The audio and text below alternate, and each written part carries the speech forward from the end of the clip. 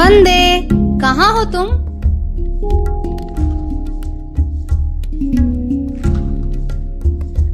चलो हम मिलकर रस्सी कूद खेलते हैं। छुटकी और भोलू को भी मैं बुलाकर लाती हूँ। नहीं नन्ही, तुम लोग खेलो। आज मैं कुछ आवश्यक कार्य कर रहा हूँ। ओहो वंदे, तुम ये क्या लैपटॉप में लगे हुए हो? जानते हो ना, अच्छी सेहत के लिए खेलकूद बहुत जरूरी है। हाँ नन्ही, मैं जानता हूँ, लेकिन मैं बहुत आवश्यक कार्य कर रहा हूँ। वो मंजू दीदी है ना, शादी के बाद उनका नाम बदल गया है। मैं उसी का आधार कार्ड में अपडेट कर रहा हूँ। क्या कहा तुमने? यहाँ बैठे बैठे आधार कार्ड अपडेट कर रहे हो? मैंने भी कोई कच्ची गोटी नहीं खेली है। घर बैठे भला आधार कार्ड कैसे अपडेट हो सकता है? ई गवर्नेंस के माध्यम से आज लोगों को कई तरह की सुविधाएं मिल रही है नन्ही, जैसे पासपोर्ट, पैन कार्ड, पीएमवाई, फसल बीमा, डिजिटल वित्तीय लेन देन की सुविधाएं, भूमि रिकॉर्ड एवं भूमि रिकॉर्ड से जुड़ी अन्य सेवाएं। ये तो मतलब जादू ही हो गया ना। फिर तो कहीं जाने आने की आवश्यकता ही नहीं है। घर बैठे ही सारी सुविधाएं लोगों को मिल जाएगी। हाँ नन्ही, तुम्हें मालूम है आधार कार्ड का पंजीकरण व अपडेट चुनाव आयोग की सेवाएं, ई रिचार्ज, बिल संग्रह और ई कॉमर्स जैसी सुविधाएं भी आज ई गवर्नेंस के माध्यम से लोगों को मिल रही है। गांव में तो लोगों को वित्तीय सेवाएं, बैंकिंग सेवाएं, फसल एवं पशु बीमा सेवाएं, शैक्षणिक सेवाएं आदि भी चाहिए होती हैं। क्या ये सब सेवाएं भी ई गवर्नेंस के अंतर्गत लोगों को मिल रही हैं? हाँ नन्ही, आज का तो युग ही तकनीक का युग है। हम लोग रस्सी कूद बाद में खेल लेंगे वंदे। अभी तो तुम मुझे ई गवर्नेंस के बारे में विस्तार से बताओ। हाँ मैं बताता हूँ, रुको। आज मैं तुम्हें ही नहीं, हमारे प्यारे प्रतिनिधियों को भी ई गवर्नेंस के बारे में सब कुछ विस्तार से बताता हूँ। हाँ, तो देर किस बात की है वंदे? सब लोग तो आ ही चुके हैं। चलो मैं ही सबसे कुछ कह देती हूँ, आप लोग ध्यान से सुनिए। वंदे आज बहुत ही महत्वपूर्ण विषय के बारे में बताने जा रहा है, इसलिए आप लोगों से हमारी अपेक्षा है कि आप अपना पूरा ध्यान इस परीक्षण सत्र पर देंगे। हाँ, और इससे पहले कि हम सत्र को शुरू करें, हम चाहते हैं कि आप सब एक बार जोर से अपने लिए ताली बजा दीजिए। हाँ वंदे, अब जल्दी बताओ, मुझसे इंतजार नहीं हो रहा है। हाँ, तो ध्यान से सुनो कि ई गवर्नेंस का मतलब क्या होता है।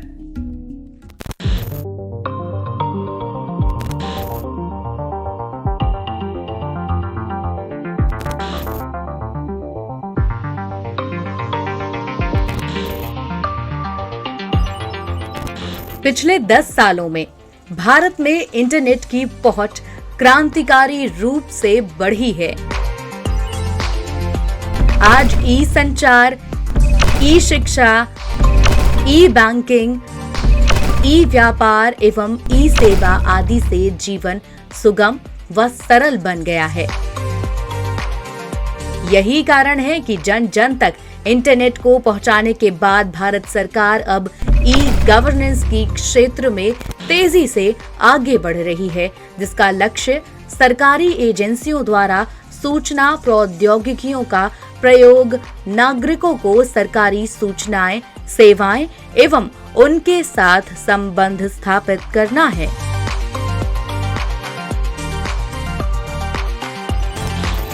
विविधताओं से भरे भारत जैसे विकासशील देश में शासन की जटिलताओं को कम करना व सरकार एवं नागरिकों के मध्य संबंध मजबूत करना आसान काम नहीं है।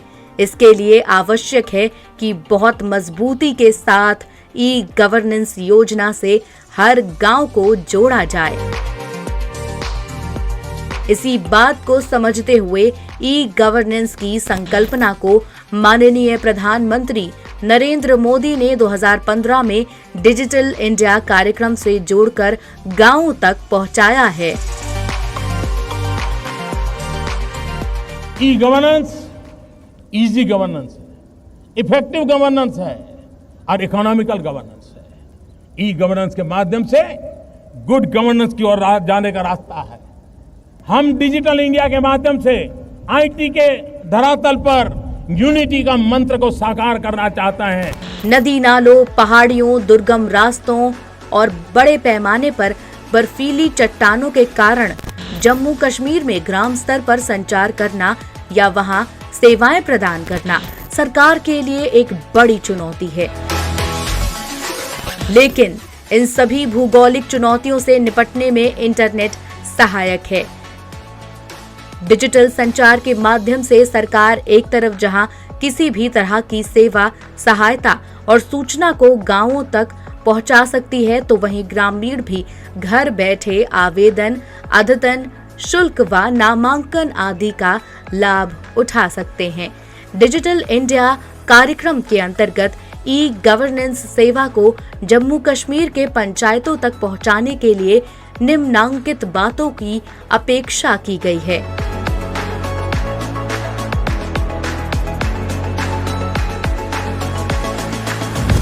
ग्राम पंचायत स्तर तक लोगों को ब्रॉडबैंड कनेक्टिविटी देना, पंचायत स्तर पर सरकारी कार्यालयों में internet, video conferencing, wifi, messaging आदि सुविधाएं देना, अबाधित बिजली की आपूर्ति सुनिश्चित करना, जिला एवं पंचायत स्तर पर प्रशिक्षित कार्मिकों को संसाधन देना, मांग के अनुसार ग्राम पंचायत स्तर तक सुरक्षित क्लाउड ढांचा देना, राष्ट्रीय आंकड़ों, केंद्र राज्य डाटा सेंटरों और अन्य डाटा सेंटरों का एकीकरण करना, विभिन्न आर्थिक सामाजिक वर्गों को डिजिटल माध्यमों से जोड़ना,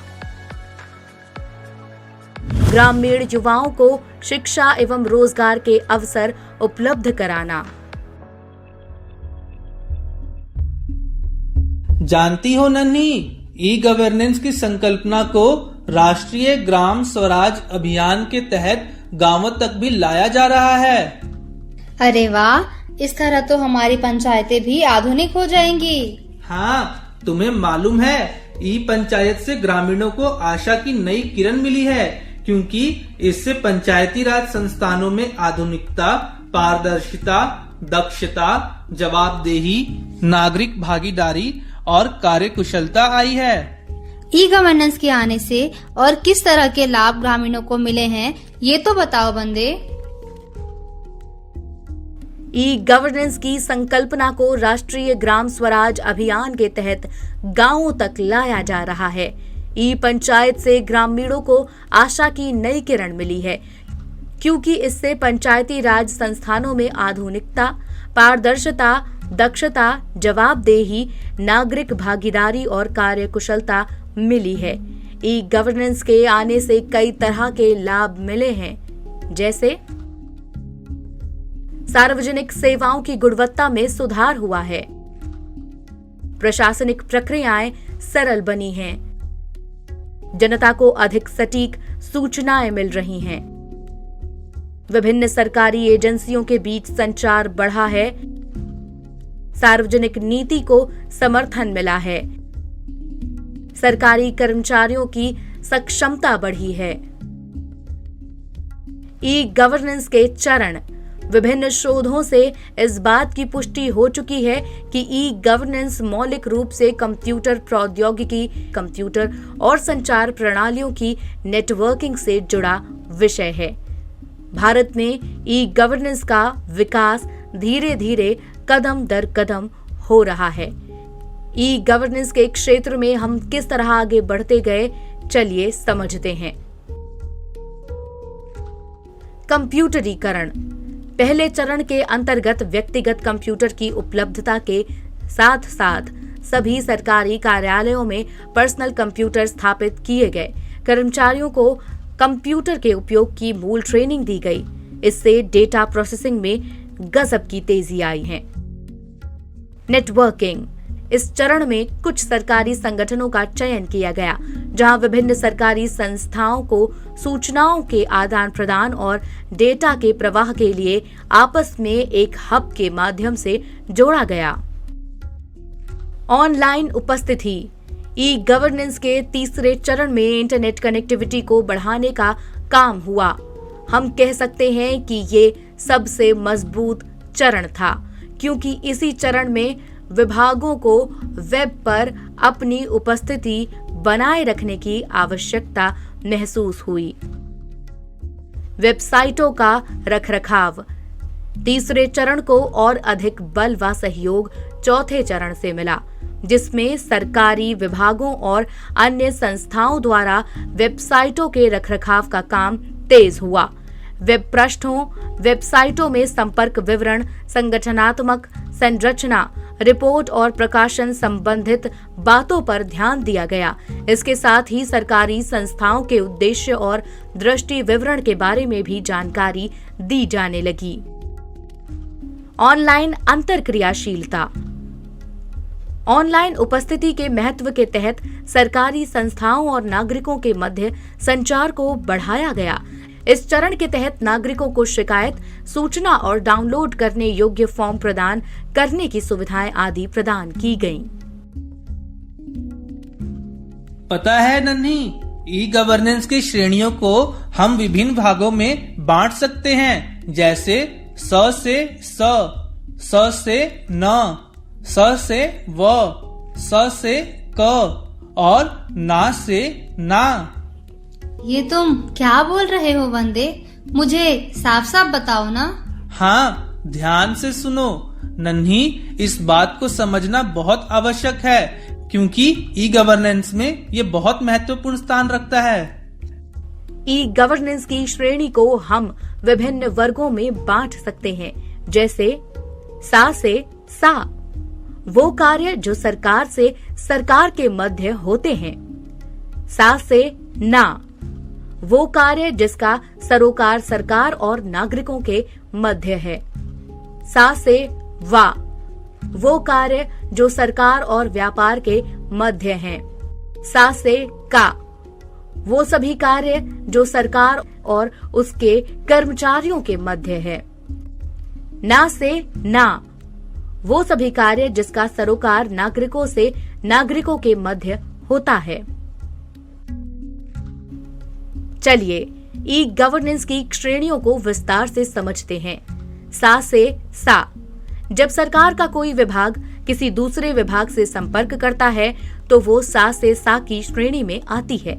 इस श्रेणी को अंग्रेजी में गवर्नमेंट टू गवर्नमेंट कहते हैं। जैसे कृषि मंत्रालय को खाद्य संबंधी आवश्यकताओं की सूचना खाद्य एवं नागरिक आपूर्ति मंत्रालय द्वारा मिलती है। इसी तरह अन्य मंत्रालय अपनी आवश्यकताओं के लिए कितना पैसा चाहिए, इसकी सूचना वित्त मंत्रालय को देते हैं। सा से ना, सरकार एवं नागरिकों से संबंधित कार्यों को सा से ना की श्रेणी में रखा जाता है। इस श्रेणी को अंग्रेजी में गवर्नमेंट टू सिटीजन कहते हैं। उदाहरण के लिए बिजली बिल जमा करवाना, विद्युत एवं जल संबंधी शिकायतें आदि।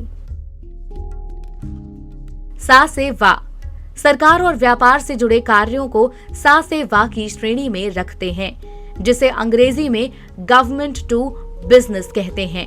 उदाहरण के लिए ऑनलाइन ट्रेडिंग तथा सीमा एवं उत्पाद शुल्क संबंधी प्रकरण आदि।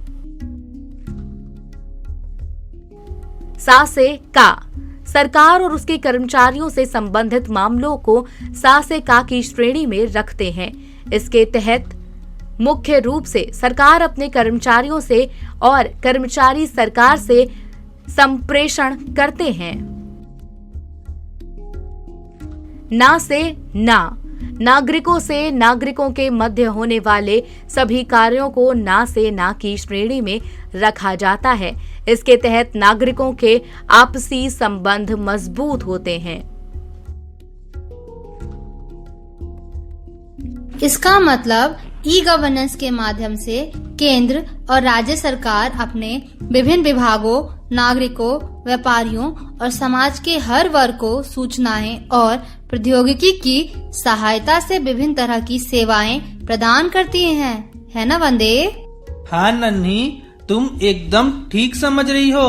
पता है तुम्हें कि लोगों को विभिन्न तरह की सेवाएं प्रदान करने के लिए ही 2006 में राष्ट्रीय ई गवर्नेंस योजना के तहत भारत भर में सहज सेवा केंद्र यानी कि CSC की स्थापना की गई थी। मुझे इसके बारे में विस्तार से बताओ वंदे। हाँ, ध्यान से सुनो। वास्तव में देखा जाए तो ई गवर्नेंस के माध्यम से केंद्र और राज्य सरकार अपने विभिन्न विभागों, नागरिकों, व्यापारियों और समाज के हर वर्ग को सूचना और प्रौद्योगिकी की सहायता से विभिन्न तरह की सेवाएं प्रदान करती है। लोगों को विभिन्न तरह की सेवाएं प्रदान करने के लिए ही 2006 में राष्ट्रीय ई गवर्नेंस योजना के तहत भारत भर में सहज सेवा केंद्र यानी कि CSC की स्थापना की गई। ये महज सेवा केंद्र आम आदमी को सीधे तौर पर लाभान्वित करने हेतु उन्हें सरकारी सेवाएं उपलब्ध करवाते हैं। आज के समय में पूरे देश में 1 लाख से भी अधिक सहज सेवा केंद्र चलाए जा रहे हैं। आज ई सेवाओं के माध्यम से लोगों को कई तरह की सुविधाएं घर बैठे ही मिल रही हैं।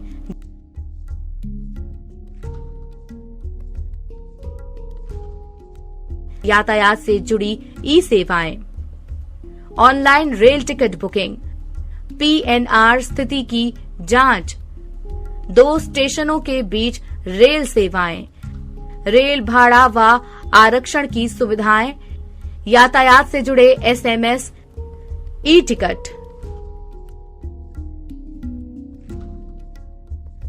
कृषि से जुड़ी ई सेवाएं, मौसम की जानकारी, सरकारी योजना पंजीकरण, ऑनलाइन मंडी भाव, आधुनिक खेती के तरीके,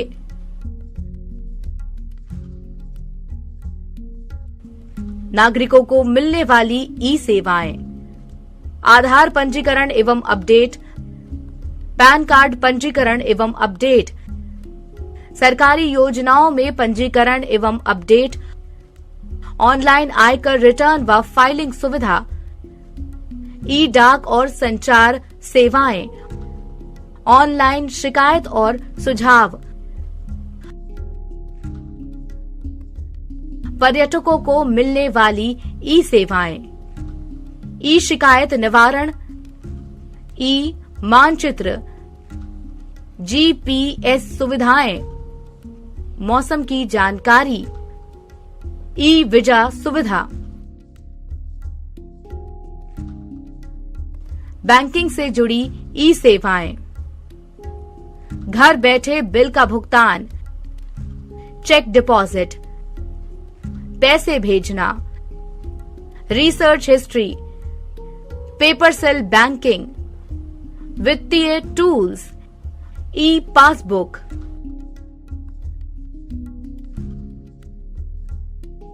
ग्रामीणों को मिलने वाली ई सेवाएं, ग्राम पंचायत से जुड़ी सेवाएं, ग्रामीण योजनाओं से जुड़ी सेवाएं, कृषि पशुपालन एवं लघु उद्योग से जुड़ी सेवाएं, ई शैक्षिक सेवाएं आदि।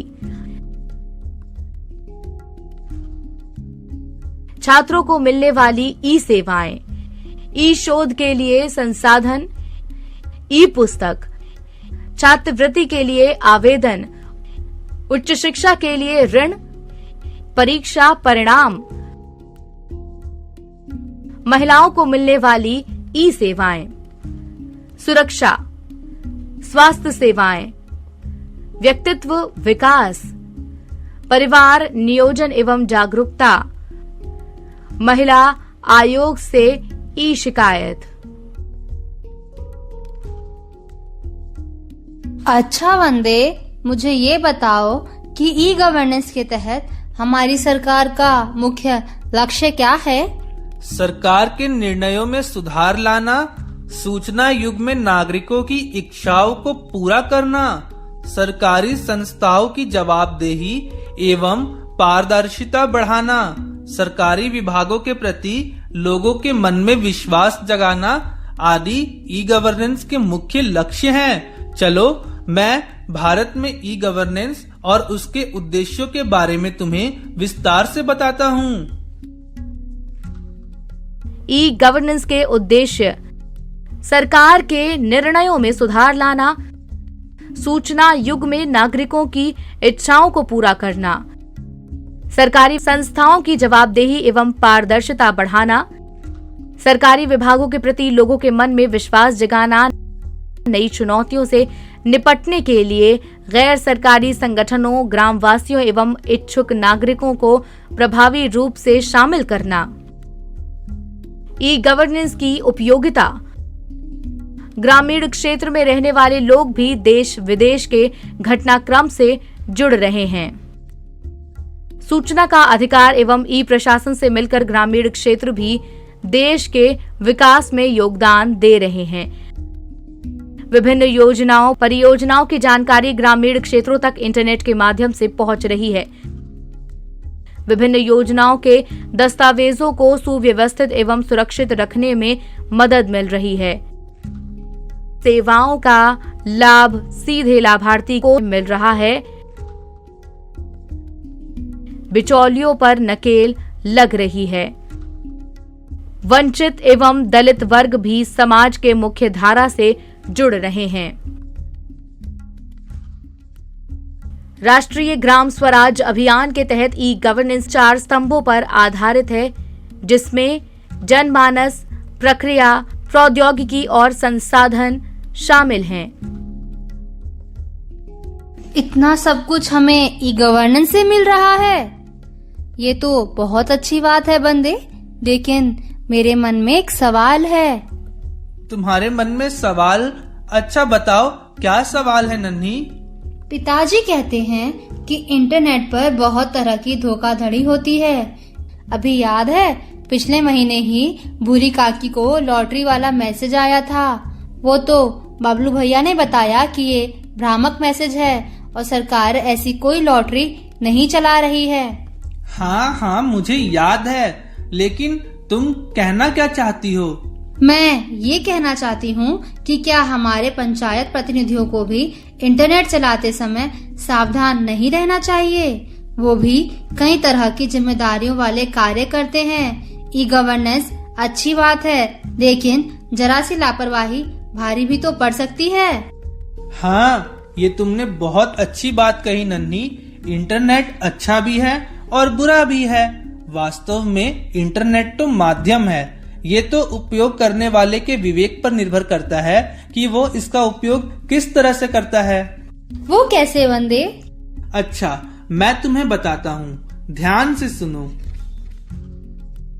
इंटरनेट का अर्थ, अगर आसान शब्दों में कहा जाए तो इंटरनेट आपस में राउटर और स्विच के माध्यम से जुड़े कंप्यूटरों का जाल है। इस विशाल नेटवर्क में निजी, सार्वजनिक, व्यावसायिक, शैक्षणिक और सरकारी आदि सभी नेटवर्क हैं। ये सभी वायरलेस या फाइबर ऑप्टिक के माध्यम से आपस में जुड़े हुए हैं। इंटरनेट का महत्व, बहुउपयोगी साधन, दुकान, स्कूल, कॉलेज, शिक्षण संस्थान, मेट्रो, रेलवे, व्यापारिक उद्योग, एनजीओ, विश्वविद्यालय, सरकारी तथा गैर सरकारी कार्यालय आदि में इसका उपयोग हो रहा है।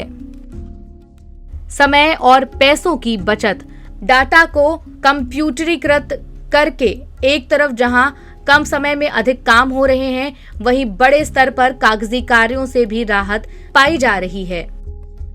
संचार, इंटरनेट के माध्यम से आज हम कोई भी सूचना, चित्र, वीडियो आदि दुनिया के किसी भी कोने में भेज सकते हैं अथवा किसी भी कोने से प्राप्त कर सकते हैं।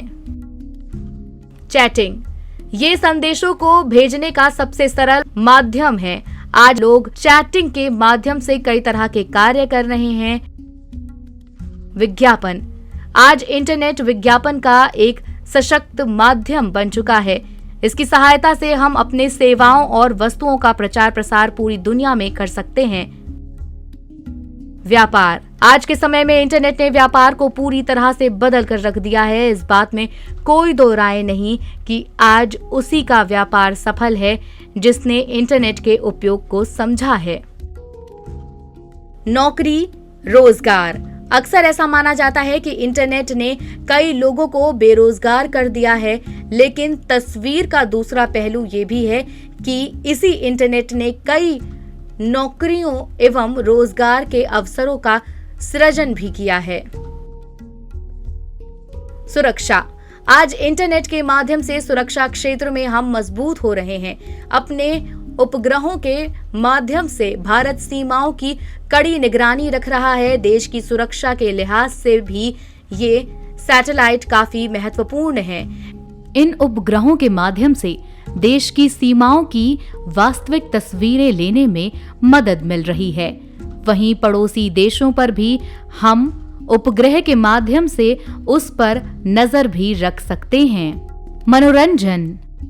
बदलते हुए समय के साथ इंटरनेट मनोरंजन के क्षेत्र में भी तेजी से आगे बढ़ रहा है। आज भारत में OTT प्लेटफॉर्मों की संख्या तेजी से बढ़ रही है। उपभोक्ता आज टीवी, रेडियो के साथ साथ ऑनलाइन मनोरंजन सुविधाओं का भी लाभ उठा सकते हैं। जम्मू कश्मीर में ग्राम स्तर पर ई-गवर्नेंस के विभिन्न उद्देश्य हैं। ऑनलाइन सेवाओं का प्रावधान, ई-प्रशासन और ई-सेवाओं का एक साथ समायोजन, नीति और कार्यक्रम से संबंधित जानकारियों का प्रकाशन, सरकार की योजनाओं की सफलता के लिए IT का उपयोग, सरकार के विकास लक्ष्यों को प्राप्त करने में मदद करना, जनता के प्रति संस्थाओं की पारदर्शिता व जवाबदेही तय करना, सूचना के माध्यम से लोगों को सशक्त एवं जागरूक बनाना, शासन प्रणाली में सुधार करना, व्यापार एवं उद्योग के विकास में सहयोग करना, डिजिटल ग्राम सभाओं को रफ्तार देना।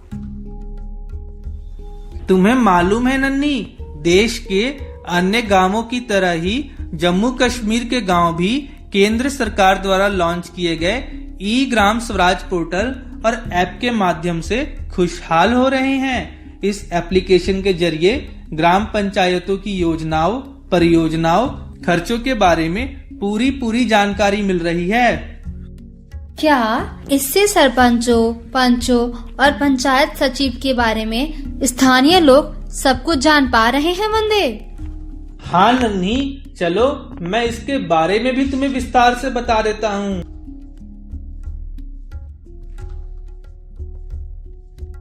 इस ऐप की सहायता से पंचायतों में किए गए कार्य की निगरानी आसानी से हो सकती है। इससे पंचायत के प्रतिनिधियों में सुधार किया जा सकता है और योजनाओं की व्यापकता बढ़ाई जा सकती है।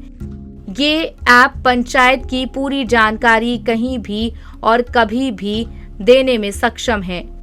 सरपंच, पंच, पंचायत सचिव, खर्च, संपत्ति का विवरण, ग्राम पंचायत विकास योजना, GPDP में की गई गतिविधियां इसके माध्यम से जानी जा सकती है। मिशन अंत्योदय योजना का सर्वेक्षण रिपोर्ट भी इस ऐप की सहायता से मिल सकती है। इस एप्लीकेशन वर्क बेस्ड अकाउंटिंग पर केंद्रित है, इसलिए GPDP में प्रस्तावित प्रत्येक गतिविधियों में किए गए हर खर्च का विवरण इसमें उपलब्ध होगा। पंचायत के कार्यों के नाम, योजनाओं के नाम, योजनाओं की राशि, चुने गए वित्तीय वर्ष के लिए आमदनी और खर्च संबंधी जानकारियां भी ये ऐप देता है।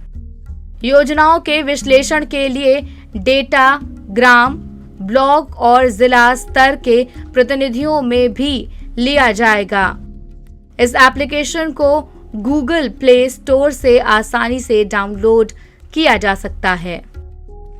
वाह, ये तो बहुत मजेदार बात है, लेकिन मैं फिर भी अपने ही प्रश्न पर आती हूँ। पंचायतों को इसे उपयोग करते समय सावधान रहने की भी जरूरत है। मास्टर जी बता रहे थे कि आजकल साइबर चोर घर बैठे ही किसी कंप्यूटर से उसकी गोपनीय जानकारी चोरी कर लेते हैं। पंचायत प्रतिनिधियों को ऐसे में सचेत रहने की आवश्यकता है। हाँ, तुम ठीक कह रही हो कि आज के समय में साइबर क्राइम बढ़ रहे हैं। वंदे, तुम इस साइबर क्राइम के बारे में भी विस्तार से बताओ ना। हाँ, मैं साइबर क्राइम के बारे में भी विस्तार से बताता हूँ। कंप्यूटर अपराध के प्रकार। जानकारी चोरी करना। अक्सर साइबर चोर घर बैठे ही किसी कंप्यूटर से उसकी गोपनीय जानकारी चोरी कर लेते हैं। पंचायत प्रतिनिधियों को ऐसे में सचेत रहने की आवश्यकता है। जानकारी मिटाना। ऐसा भी देखने में आता है कि कई बार साइबर चोर कंप्यूटर से महत्वपूर्ण जानकारियों को मिटा देते हैं। इससे भारी नुकसान होता है और कई बार गंभीर तरह की समस्याएं उत्पन्न हो जाती हैं। फेरबदल करना। जानकारियों में फेरबदल करके भी ऑनलाइन धोखाधड़ी की जाती है। भारत में इस तरह की हजारों घटनाएं हुई हैं। जानकारी सार्वजनिक करना। अक्सर साइबर चोर अपने फायदे के लिए गोपनीय जानकारियों को सार्वजनिक कर देते हैं, जिससे किसी भी व्यक्ति, संगठन, संस्था, पार्टी या सरकार को भारी नुकसान होता है। इस तरह होते हैं साइबर अपराध। Spam email. साइबर अपराधों में सबसे अधिक योगदान स्पैम ईमेल का है। ऐसे ईमेल कंप्यूटर फाइल को सबसे अधिक नुकसान पहुंचाते हैं। ये इतने खतरनाक होते हैं कि कई बार मात्र इन्हें खोलने भर से ही पूरे कंप्यूटर में खराबी आ जाती है। हैकिंग। किसी की निजी जानकारी को हैक करना हैकिंग कहलाता है। अक्सर साइबर चोर कंप्यूटर सिस्टम या कंप्यूटर प्रोग्राम में कमजोरी खोज निकालते हैं और उसी कमजोरी का फायदा उठाकर किसी को धमकी देते हैं। कंप्यूटर हैक करने वाले इंसान को अंग्रेजी में हैकर कहा जाता है। इन चोरों को कंप्यूटर का अच्छा ज्ञान होता है। Cyber phishing. आज के समय में हजारों लोग फिशिंग अटैक के शिकार हो रहे हैं। साइबर फिशिंग के तहत साइबर चोर असली वेबसाइट की तरह ही हूबहू दिखने वाली फर्जी वेबसाइट बना लेते हैं और लोगों को तरह तरह से झांसा देते हैं। इन फर्जी वेबसाइट पर लोग जैसे ही आईडी और पासवर्ड डालते हैं, चोर उसे कॉपी कर लेते हैं और उसे नुकसान पहुंचाते हैं। वायरस फैलाना। जिस तरह से हमारे स्वास्थ्य के लिए वायरस खराब है, उसी तरह से कंप्यूटर के लिए भी वायरस खराब है। कंप्यूटर वायरस कंप्यूटर सिस्टम में घुसकर उसे कई तरह से नुकसान पहुंचाते हैं। इलेक्ट्रॉनिक गैजेट्स को इनसे सुरक्षित रखना आज के समय में किसी चुनौती से कम नहीं है। Software piracy. महंगे सॉफ्टवेयर की नकल तैयार कर उसे सस्ते दामों में असली सॉफ्टवेयर के दाम में बेचकर ठगी की जाती है। इससे सॉफ्टवेयर कंपनियों को भारी नुकसान पहुंचता है, साथ ही उपयोग करने वाले उपभोक्ता को भी खराब सेवाएं मिलती हैं। फर्जी बैंक कॉल।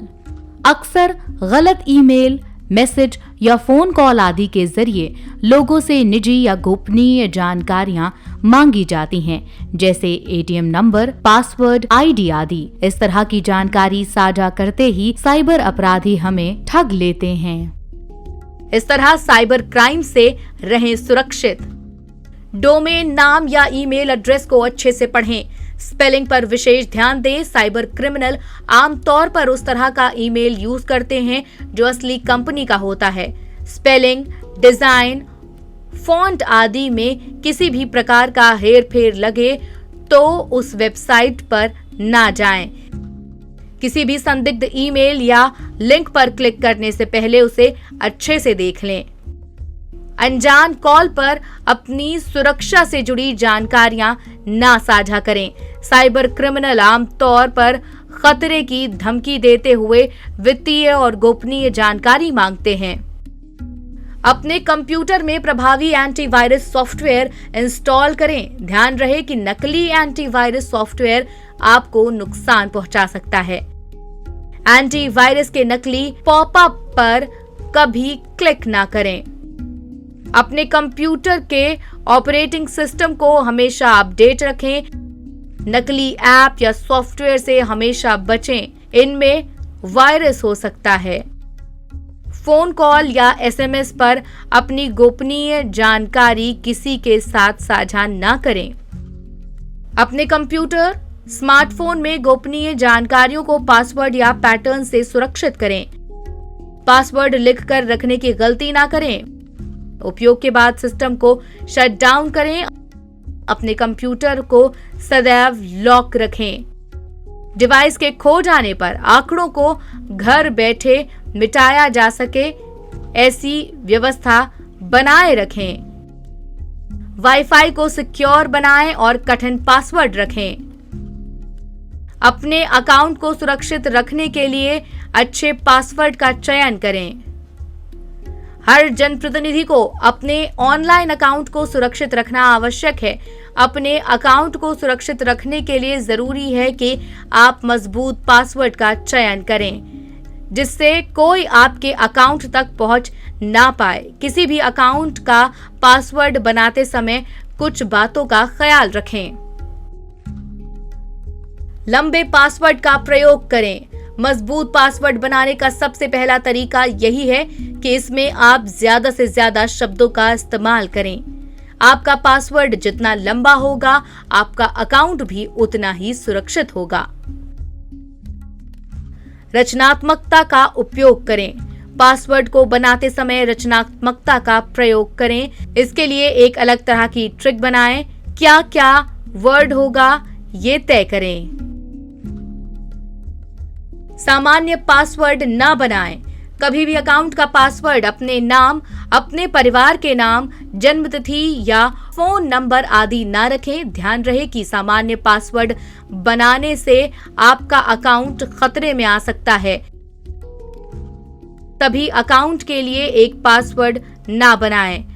अक्सर लोग अपने सभी तरह के अकाउंट के लिए एक ही पासवर्ड बना लेते हैं। ये एक बड़ी गलती है। इस तरह की लापरवाही आपको भारी पड़ सकती है। अल्फा न्यूमेरिक का उपयोग करें। अपने पासवर्ड में आप अल्फा न्यूमेरिक तकनीक का उपयोग करें। साथ ही पासवर्ड में स्पेशल कैरेक्टर भी डालें, जैसे sample_23 @ टू स्टेप वेरिफिकेशन का उपयोग करें। पासवर्ड का उपयोग करते समय टू स्टेप वेरिफिकेशन का भी इस्तेमाल करें। दरअसल टू स्टेप वेरिफिकेशन किसी ओटीपी की तरह काम करता है, जिसमें मोबाइल नंबर या ईमेल आईडी रजिस्टर होता है।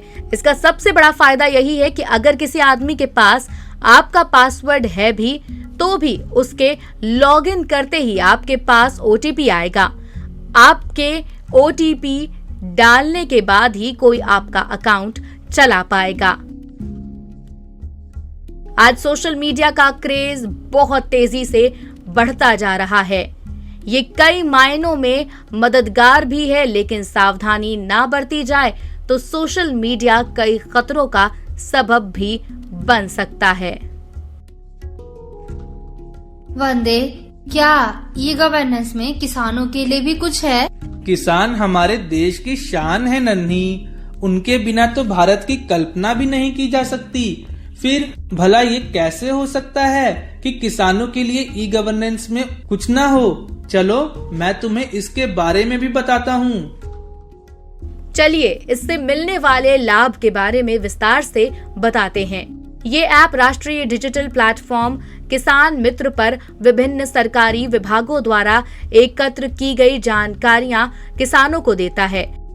इस ऐप में कृषि विभाग, मौसम विभाग, ISRO, national water informatics centre, भारतीय कृषि अनुसंधान केंद्र और सरकार के अन्य मंत्रालयों द्वारा किसान से संबंधित जानकारी उन्हें दी जाती है।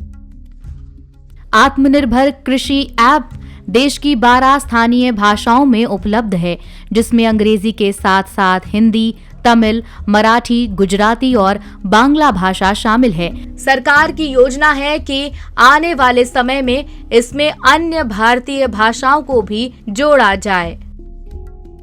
किसान इस ऐप पर न सिर्फ जानकारियों को पढ़ सकते हैं, बल्कि अन्य भाषाओं में उसका अनुवाद भी कर सकते हैं। इस ऐप को बहुत आसानी से फोन में प्ले स्टोर से डाउनलोड किया जा सकता है। किसानों के साथ साथ ये किसान उत्पादक संगठनों, कृषि विकास केंद्रों, गैर सरकारी संगठनों, स्वयं सहायता समूहों, मौसम वैज्ञानिकों, कृषि छात्रों और स्टार्टअप करने वाले लोगों के लिए लाभकारी है। ऐप की विशेषता। इस ऐप को विशेष तौर पर इस तरह डिजाइन किया गया है कि ये स्लो इंटरनेट कनेक्टिविटी में भी काम कर सकता है। ये ऐप जीपीएस पर काम करता है, इसलिए जब आप ऐप को डाउनलोड करते हैं तो ये उस क्षेत्र की लोकेशन को ट्रैक कर लेता है और वहां के मौसम का हाल सटीक रूप से बताता है। आप इसमें प्राप्त की गई जानकारी को सुरक्षित करके भी रख सकते हैं। ये ऐप किसानों को आने वाले दिनों में नमी या उमस, बादलों की स्थिति, तापमान और हवा की दिशा या तूफान आदि की जानकारी भी देता है। इसके अलावा ये ऐप पशुपालकों के लिए भी लाभदायक है। पशुधन की देखभाल के लिए किस पशु को किस तरह का चारा देना चाहिए, उसकी देखभाल आदि की जानकारी ये ऐप देता है। किसी विशेष फसल पर क्लिक करके उसमें लगने वाले रोगों, कीटों, दबाव अथवा संक्रमण आदि की जानकारी भी ये ऐप देता है। आत्मनिर्भर कृषि ऐप फसल चक्र के बारे में सही जानकारी देता है। इसके अलावा खेत की मिट्टी की उर्वरता और जांच से संबंधित जानकारी भी ये देता है। किसान चाहे तो विकल्प पर क्लिक करके अपने आसपास के खेतों की मिट्टी की गुणवत्ता भी जांच सकते हैं। पता है, पंचायत प्रतिनिधियों को कई बार ट्रोलिंग और बुलिंग का भी सामना करना पड़ता है। साइबर बुलिंग तो आज के समय में बड़ी समस्या बन गई है। ये ई गवर्नेंस के लिए खतरनाक है। साइबर बुलिंग ये क्या होता है वंदे? हाँ, मैं बताता हूँ, ध्यान से सुनो। साइबर बुलिंग अफवाहों के अलावा सोशल मीडिया पर आज लोग साइबर बुलिंग से परेशान हैं। सोशल नेटवर्किंग पर अशोभनीय कमेंट करना, इंटरनेट पर धमकियां देना या निजता का उल्लंघन करते हुए किसी का मजाक बनाना आदि साइबर बुलिंग के तहत आते हैं। साइबर बुलिंग अक्सर किसी को तंग करने, उसे नीचा दिखाने या दूसरों के सामने शर्मिंदा करने के लिए किया जाता है। साइबर बुलिंग एक दंडनीय अपराध है। अफवाहों और साइबर बुलिंग से कैसे बचें? किसी भी फोटो या मैसेज पर आंख मूंद कर भरोसा न करें। आमतौर पर गौर से देखने पर ही अधिकतर झूठ पकड़े जाते हैं। किसी भी खबर, जानकारी, वीडियो या आर्टिकल को आगे फॉरवर्ड करने से पहले अपने स्तर पर इसकी सत्यता की जांच कर लें। किसी के नाम से फैल रहे मैसेज को आगे भेजने से पहले सावधान रहें।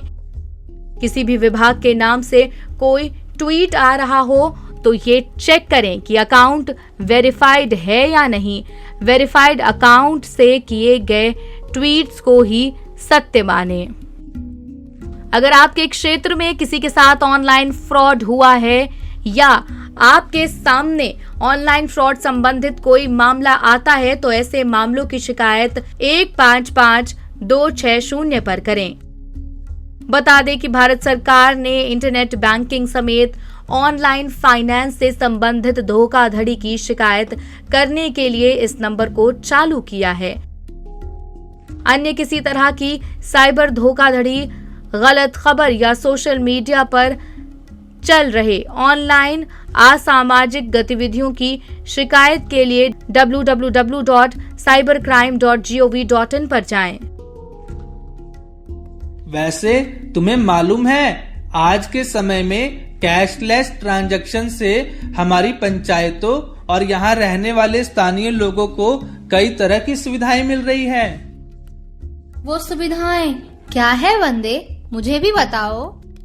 कैशलेस ट्रांजैक्शन से हमारे पंचायतों और वहां रहने वाले स्थानीय लोगों को कई तरह की सुविधाएं मिल रही हैं, जैसे डीमोनेटाइजेशन के बाद कैशलेस सिस्टम ई गवर्नेंस का अभिन्न हिस्सा बन गया है। आज लगभग हर तरह का सरकारी लेन देन कैशलेस सिस्टम से ही हो रहा है। ऑनलाइन ट्रांजैक्शन से आज लोगों को कई तरह की सुविधाएं मिल रही हैं।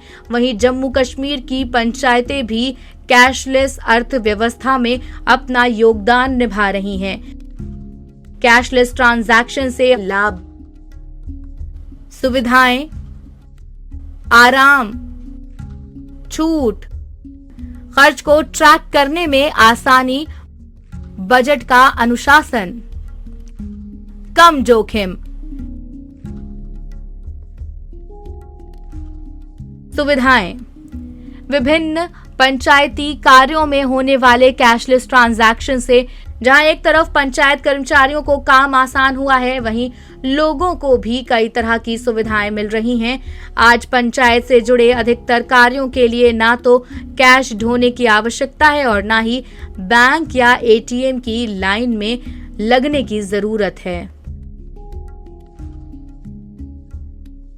आराम, ई ट्रांजैक्शन पंचायत कर्मचारियों एवं नागरिकों दोनों के लिए ही आरामदायक है।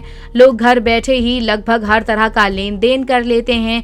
नकद में रखे पैसों की सुरक्षा अपने आप में समझदारी भरा कार्य है।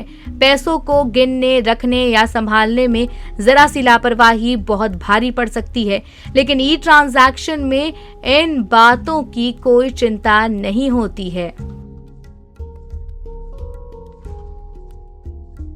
छूट, अधिकतर मनी ट्रांसफर ऐप हर लेन देन पर अपने ग्राहकों को आकर्षित करने के लिए उन्हें भारी डिस्काउंट, छूट, रिवॉर्ड पॉइंट्स और लॉटरी बेनिफिट्स और कई तरह के उपहार देते हैं। वहीं सरकार ने भी 2000 रुपए कार्ड ट्रांजैक्शन पर 2000 रुपए तक के पेमेंट को सर्विस टैक्स से फ्री कर दिया है। सरकार के इस कदम से डिजिटल ट्रांजैक्शन को बढ़ावा मिला है। वहीं कार्ड से पेट्रोल खरीदने पर, आवेदन करने पर, रेल टिकट कटाने पर, हाईवे पर टोल जमा करने पर, बीमा खरीदने आदि जैसे कार्यों पर भारी छूट भी दी जाती है।